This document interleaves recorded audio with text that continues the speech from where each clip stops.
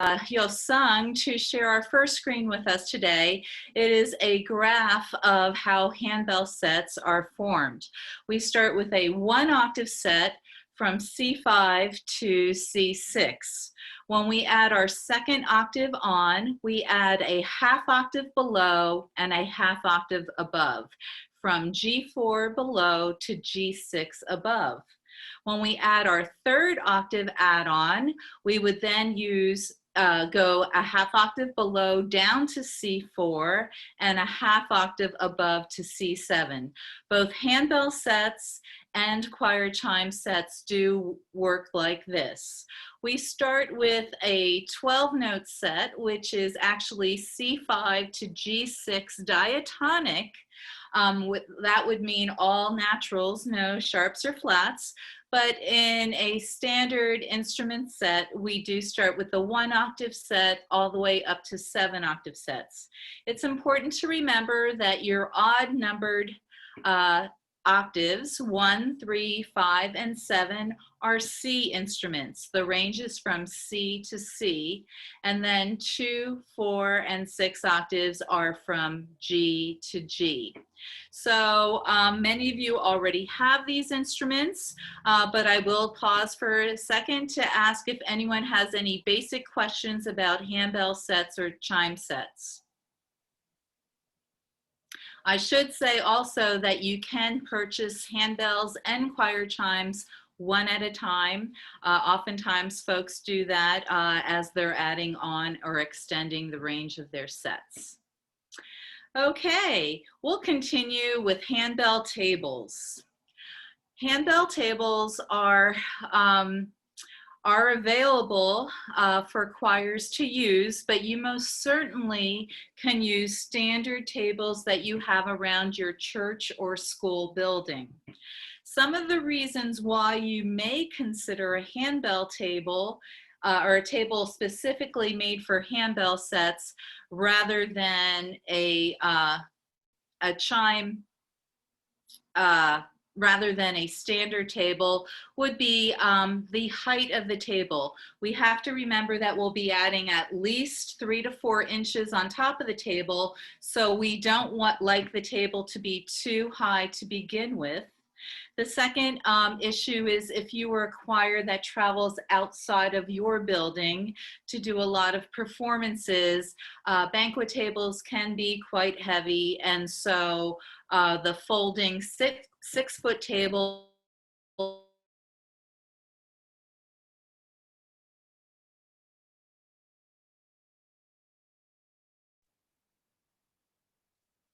is an option, or as another great option table. During these COVID times, many people are investing in shorter tables to be able to social distance. And so right now, 3-foot tables are quite popular. I like the fact that the 6-foot table is more affordable because it is 6 feet, it folds in half, it's doing double the duty rather than buying 2 3-foot tables. And it's easy to transport. Along with your handbell tables, you then need foam pads. These days, because of the use of martelato in our handbell scores, we strongly recommend that everyone uses a 4-inch density foam. A 4-inch density foam. And if you do use the martelato technique, do use regular density rather than super soft. I know that's a question. Which do I purchase, regular density or super soft? Super soft is available for extended range bass bells. The larger the bell, the heavier it is, and the tendency it has to roll on the table. And so we offer the super soft foam for the larger bass bells so that the castings don't roll. And of course, we keep in mind that we only mart down to G3. We should never use the martelato technique lower than a G3. And you would never want to mart on a super soft pad. So again, if you mart, use the regular density foam. And for handbells, 4 inches. We offer 3-inch foam available for choir chime choirs, but you can certainly use 1 or 2 inches. If you joined us last week in session 1, you learned that we would never want to mark any size chime. It just is not good and it can cause cracks easily. So you can basically, the only reason why we're using padding under choir chimes is to deter the sound of the chime touching a hard surface.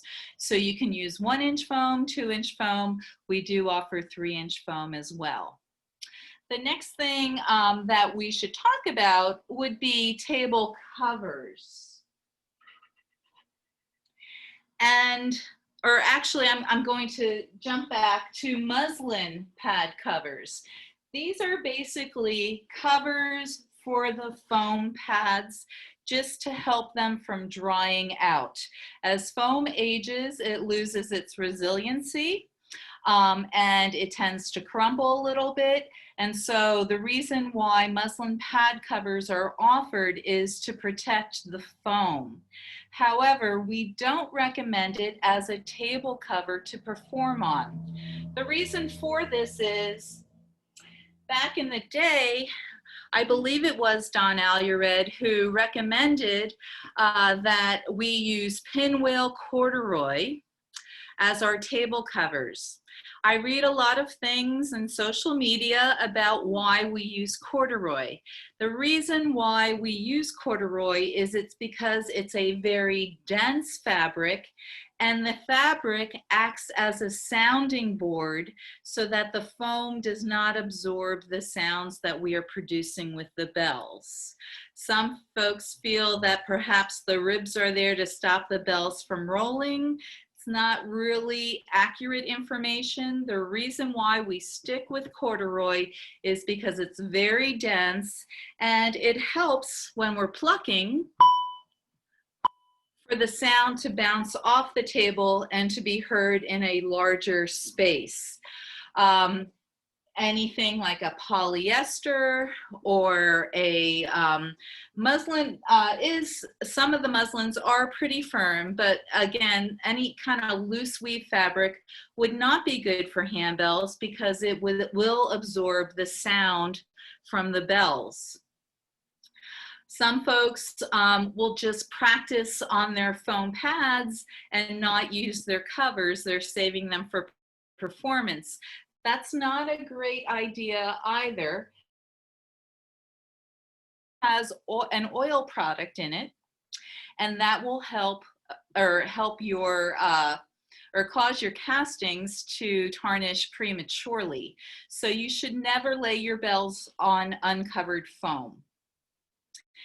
In rehearsal, it's always good to rehearse using the corduroy because different fabrics create different sounds, and if you're working on musicality and balance within the choir, you're going to find a difference in that using different fabrics in rehearsal and then changing it up in performance. So we do recommend that you always use your corduroy on your tables in rehearsal and performance. I'm a big fan of the tote pack table cover. The foam covering fits neatly into the tote pack and it preserves the foam, as well as all I do is unfold those 2 pads and I have my corduroy there. I do leave my skirts off for performance, but I do recommend that product very much. The next thing that we would need is to be able to read our music. It's standard in the industry that we use a 3-ring binder. Malmarks has Velcro straps at the bottom that can be adjusted so that you can adjust the angle of the music that we're reading. They're available in 1.5-inch binder rings and 1-inch binder rings. And again, these are the standard in the industry to hold music, to open it up, lay it on the table, and to be able to see the handbell or hand chime score. If you are working with adults of a certain age, you will find that if they're wearing bifocals, it's very difficult to look down at their handbell music. And that's when I suggest an up with music riser. It lies on the table and I place my music binder on top and it raises my music about 8 inches off the table.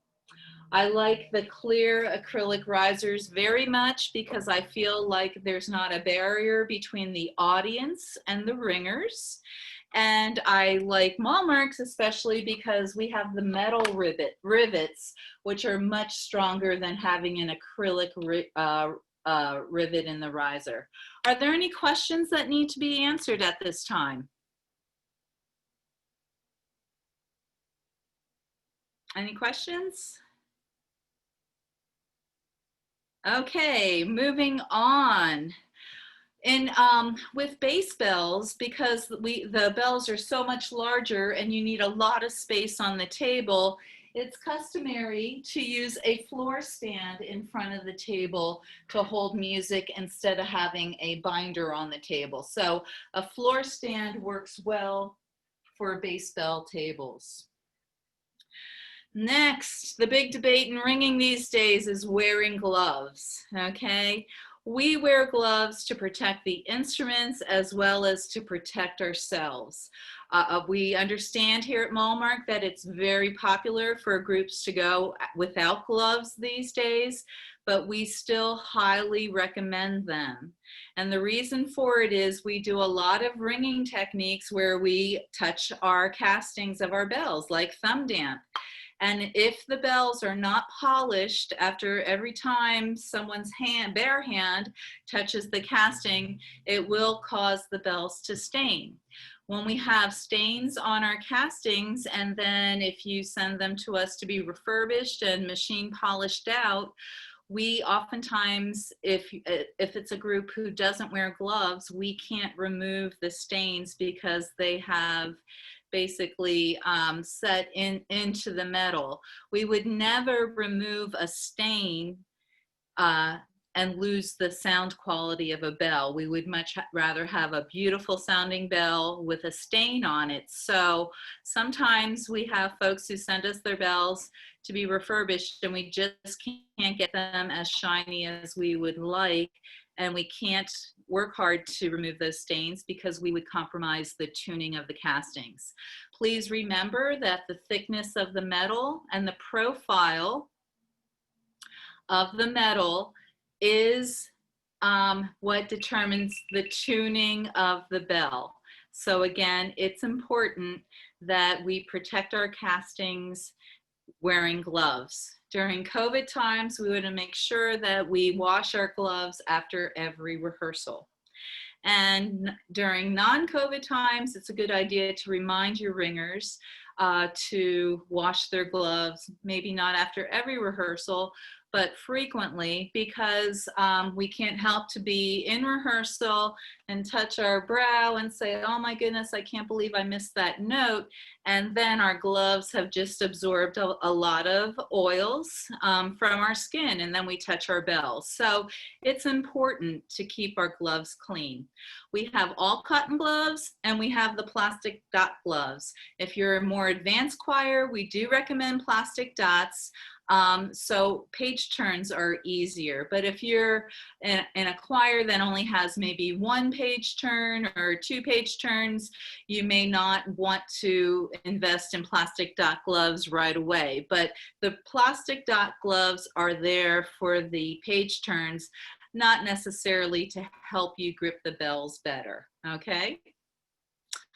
Next, we have mallets. So as your choir progresses, you're going to want to do some of the more stunning articulations on your bells. And for stop sounds and for sustained sounds, we can use mallets. As a manufacturer of handbells, Malmark strongly recommends to our customers that you purchase our handbell mallets. They're different than a percussion mallet that you may have in your closet for an ORF instrument. First of all, you may note that all of the yarn-covered mallets of Malmarks are actually crocheted. They are crocheted to give a cushion there so that when you strike the casting with one of the mallets, some of the impact is absorbed. Okay, so that's very important. We love the fact that our mallets are crocheted. The other thing that's very important for the bass bells is the shape. They have a larger horizontal wall so that the impact of the mallet strike spreads across the entire large mallet, not just a small point. And that's very important to keep your mallet safe when you are, it's important to keep your castings safe when you are malleting. Last week we learned that the center of the handbell casting is the thinnest, and we always want our ringers to strike near the lip and not in the center of the casting. And we'll address that more when we talk about stop sounds in a few weeks. But again, we have mallets. After each use of the bells, after every rehearsal, it's important to wipe down your handbell castings. We have two suggestions here. We have the regular polishing cloth with the polishing rouge inside.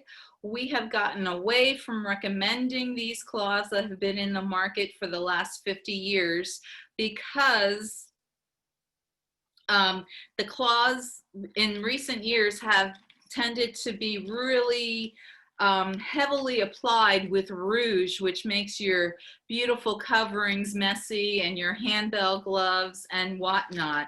So we have gotten to the point of suggesting that you wipe down with a sunshine cloth, which is a treated cloth, and it's very, very clean, and you would just wipe the casting down after rehearsal. What this will do is this will remove any fresh stains that may have been put there from gloves or from bare hands. It helps to remove any type of saliva spots from someone speaking, although we are wearing masks these days, but in non-COVID times.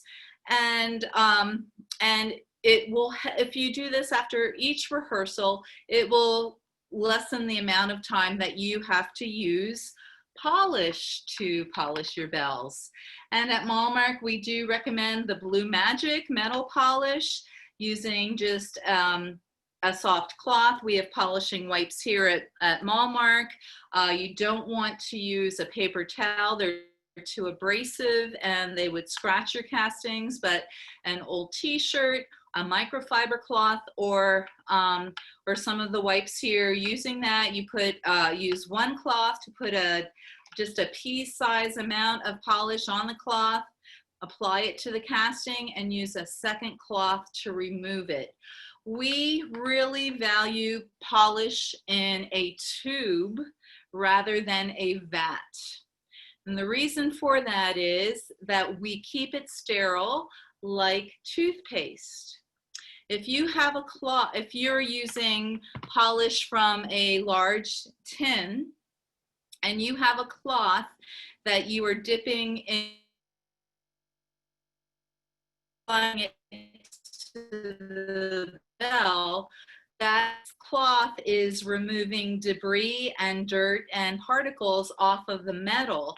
And then if you do a double dip and apply polish to the next bell, it may cause your castings to scratch. So if you just use the polish from the tube, it will be sterile and you don't have to worry about any scratches on your castings. And the final piece of equipment that we will discuss today as basic equipment, we do realize that there are other items that you may have gotten used to over the years, but just a choir beginning. And the last piece of equipment might be a clip-on music light. And we love these lights from Mighty Bright.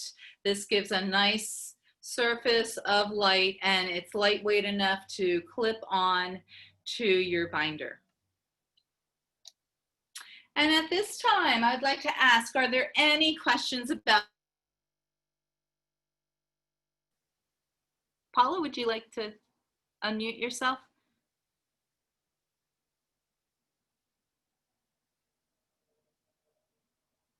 You're still on mute, Paula. Yeah, I had a phone call come in. I didn't want you guys to get that as well. Okay. How long do those sunshine claws last? My experience has been can you wash them? You can't wash them because they're treated, but we use them here in the factory.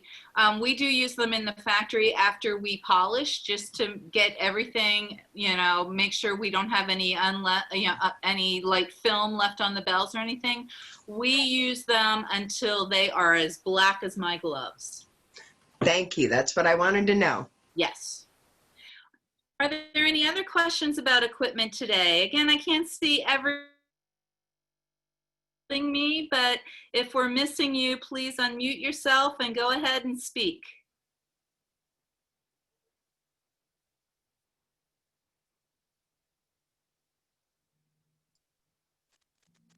I wanted to know about velvet. I'm sorry? Velvet. Velvet, again, yes, there are different types of velvet.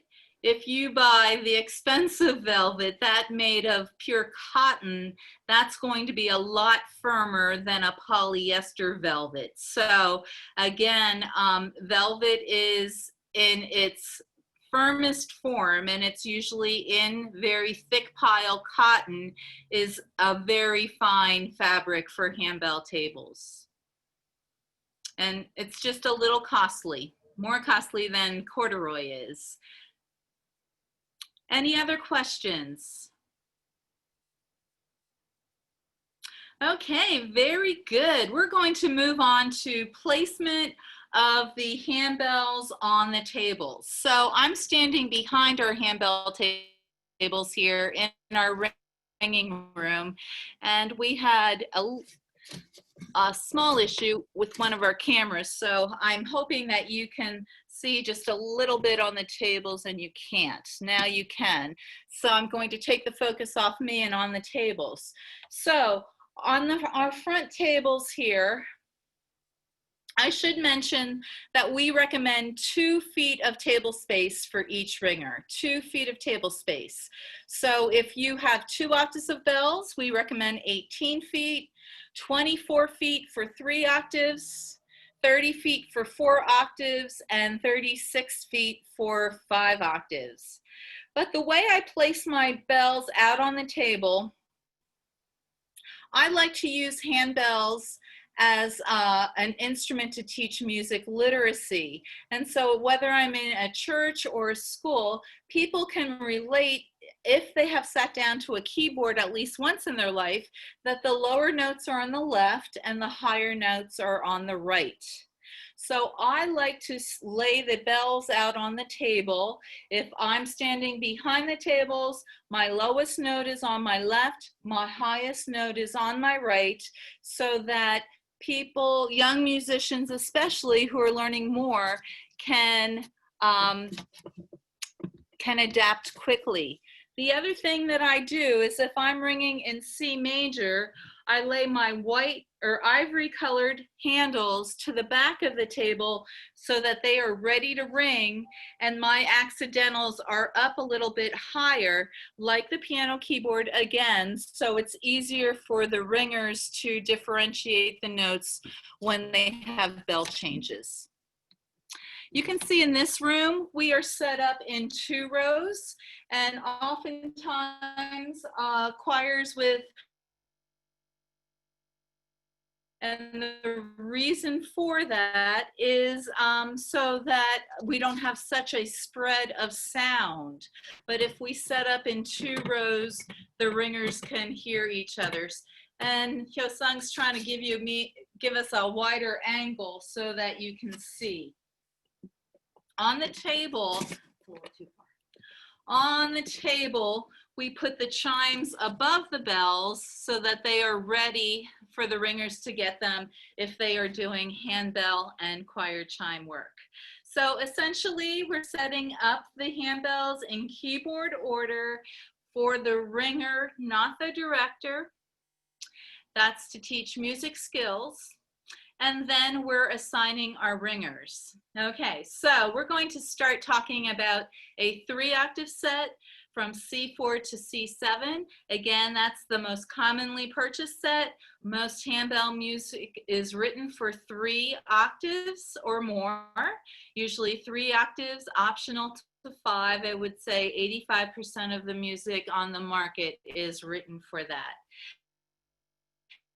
Invite Hyo-sung to please share our first assignment page.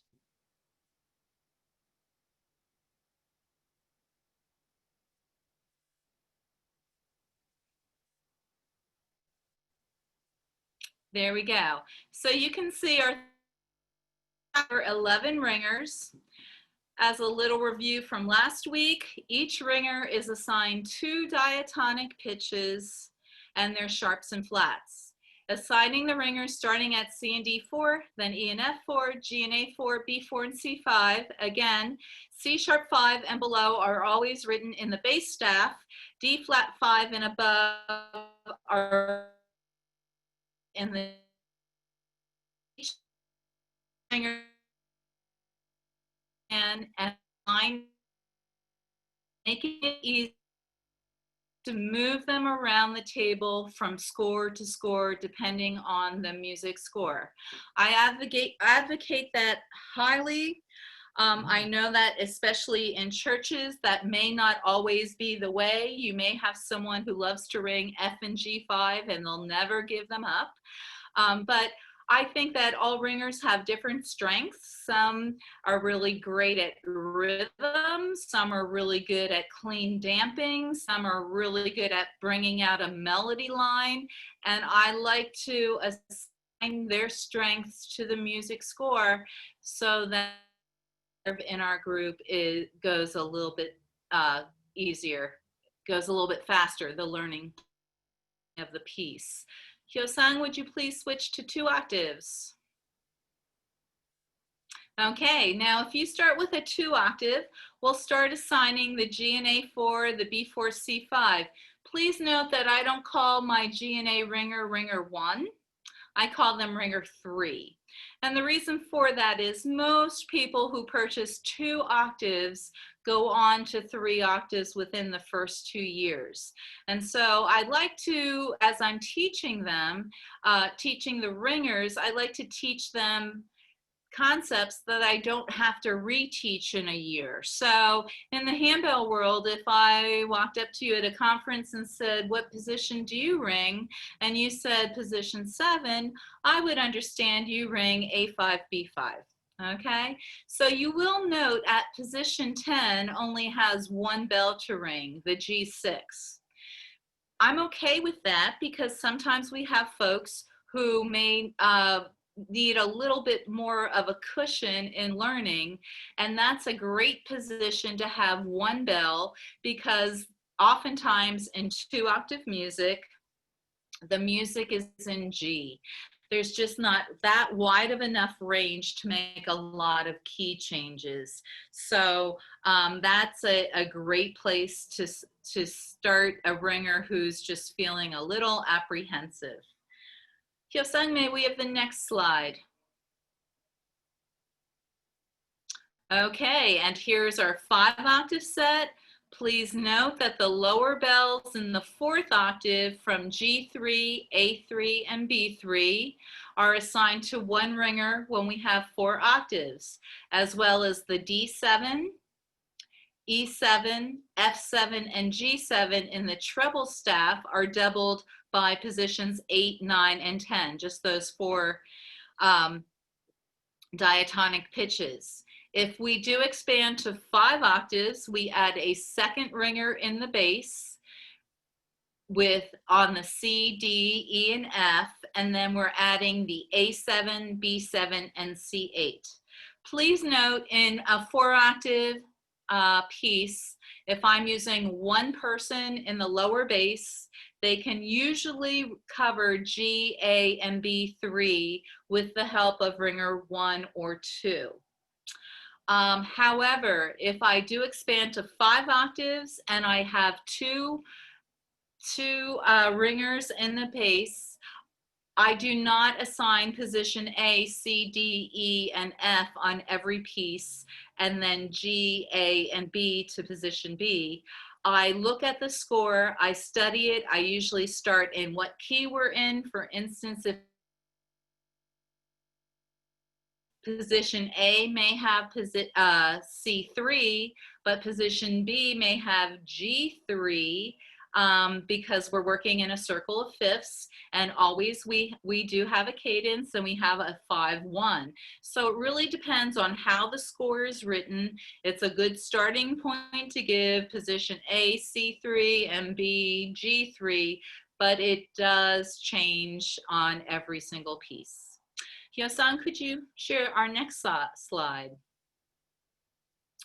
Okay, so this is a little different. We now have sharps and flats in our score. If you please look at ringers 8 and 9, 8 and 9. They have what we call a common bell. So position 8 is the C and D ringer. There is a D sharp used in this piece of music. When the D sharp is used, position 8 rings it. That D sharp is also an E flat. Position 9 is our E and F ringer, and they are responsible for E flat.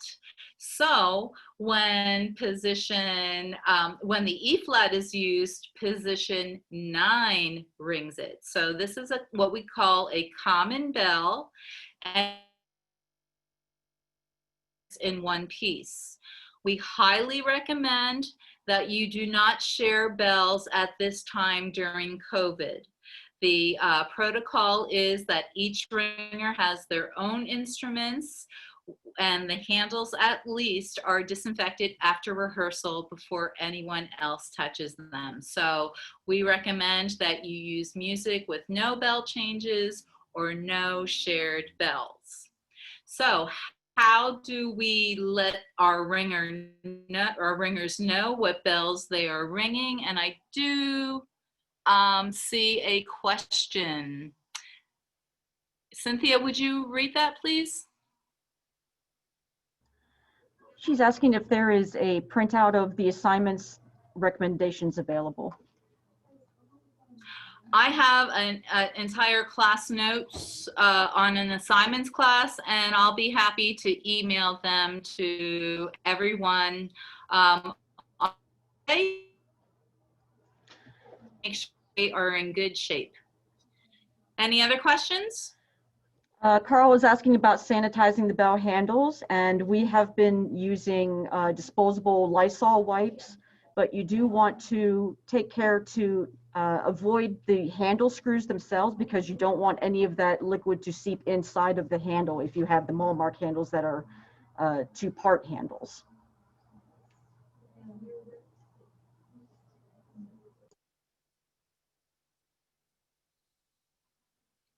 If you visit the Malmark website and look under news, you'll find guidelines for COVID there with recommendations all of your equipment. Okay, Hyo-san, could you, I think Cynthia froze. Were you finished, Cynthia? Okay, so getting back to our common or shared bells, on the top of the score at position 8, I may write, you'll see under that Handbells use chart there, I would write on C sharp 6, D6, D sharp 6. Those are the bells that they are using in this particular score. However, on the D sharp 6, you'll notice it has brackets. The reason being is that bell starts out first in the score as an E flat 6. So position 9 has it listed as E flat 6, E6, F6, and F sharp 6 with parentheses around it. So when the first ringer who rings the bell has that bell in parentheses, the person who has that bell in brackets knows that it's coming from the other ringer. And that's why we have rehearsal, not only for all of our musical skills, but also to practice all of these coordination skills. So it will require two ringers talking about where the position, where ringer 9 is going to put the bell so that position 8 can get to it. So that does happen in ringing. And then this is not a D sharp 6, but you'll notice I've marked the following 2 measures. So you'll see I always put position numbers in a circle so that I don't confuse it with beats written into a score, 1, 2, 3, 4. But I always put a position number in a circle so I know we're talking about position 2 and then position 1. If position 2 is ringing the C sharp there in the second measure, I'm going to draw a solid line leading to it. If then they pass off the C sharp 4 back to position 1, I'm going to put a dotted line that tells position 2 they're finished with that bell, and that tells position 1 bell to ring. Okay.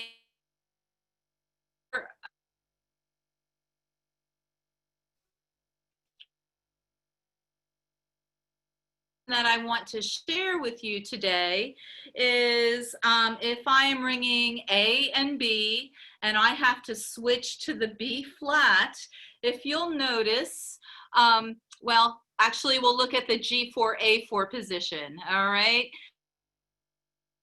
3, there is an X behind the note head on the A4, which is the top line of the bass staff. That tells my ringer, once they ring that bell, they can put it on the table so that they can pivot their hand over to the A sharp. Once they ring the A sharp, there's an X there again. That tells my ringer they can table damp the A sharp because the next A that they ring will now be A natural again. So that is a wonderful tip to use. The X behind the note head means that you table damp. And friends, that's our Studio 440 today. We have a minute for any questions that anyone might have. Again, our toll-free number is 1-800-HANDBELL with 1 L at the end. If you should have questions about something that we covered in class today, feel free to email us at info, I-N-F-O, short for information, info@mallmark.com. Are there any questions that I might answer before we sign off today? Lindsay is asking about if you have more than 11 members for a 3-octave set. Great question, Lindsay. I would split one of the middle positions, either D and E5, F and G5, even B4 and C5, and share that position amongst 2 ringers. The reason why, in the center of the table, your ringers are much busier than they are on the extremities. They are keeping busy all the time. So if they have to share a position, it's not so bad to share in the center of the table. We're 22 in the choir, so maybe for half the rehearsal, the ringers would ring on chimes, and then they would switch positions and ring on bells. So the D and E5 ringer would always ring handbells, and then D and E5 chimes. So that's another idea to help with extra ring. We never want to discourage ringing with us. There's always a way to make them feel inclusive. The other thing that you may consider is at Westminster Choir College, where I teach, I always a floating sub. On every one of my ringers sits out,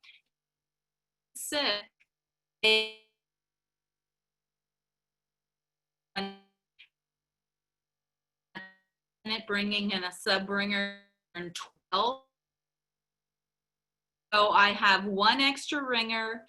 Ringer sits out usually on 1 piece, and it's their job to learn every position in that 1 piece. And then we always have a built-in substitute ringer.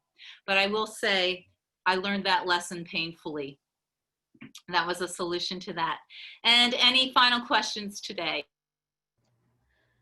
We did have one more question about using fleece as a table cover. Fleece. My fear with that is that it is way too soft and absorbent. You need a really firm fabric for your plucking, for your marts, for your malleted bells.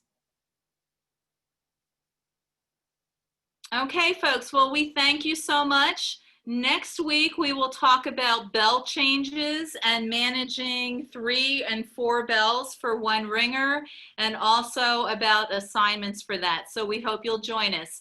Again, this recording will be on our YouTube station next week, or YouTube channel next week as well. Thank you so much. Bye.